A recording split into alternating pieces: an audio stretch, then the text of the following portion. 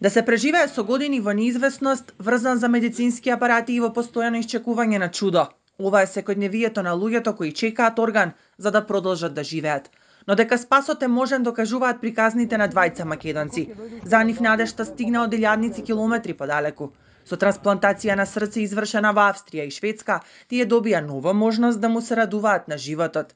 Денес нивните сведоштва ја будат јавната свест за суштината на донирањето органи. После 12 месеци го потпишав договорите.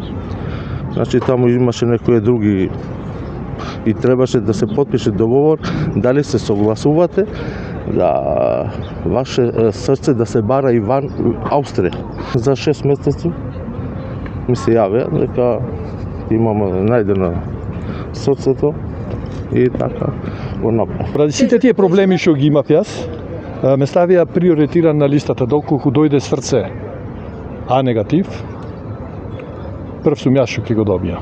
Значи тука се подразбира моја висина, килажа за срцето да пасира. Звона дека пронајдува срце и за мене. И таа операција траеше долго време, дава пумпата, па се пусне срцето, али кога ме пробудија, луѓе се осеќа фантастично. Како поново роден.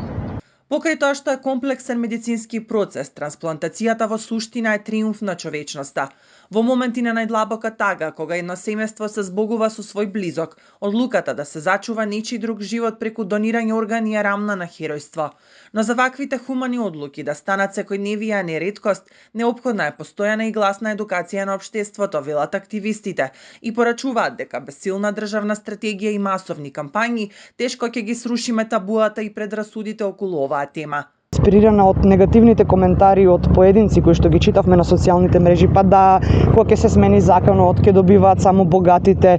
Напротив, досега во Македонија се трансплантирани 9 срца и одговорно тврдам дека сите луѓе се има од Скопје, од Гостивар, пациенти кои што се трансплантирани од Тетовско село, од Кочанско село. Таму нема врски, таму треба среќа, треба да се погоди иста крвна група, приближна висина, приближна тежина. Она што нам ни треба е силна кампања, силна едукација и информираност на населението. Овие луѓе денес живеат нов, нормален живот благодарение на храброста на некои непознати семејства, но и на гласниот став на поединци кои бараат системски промени.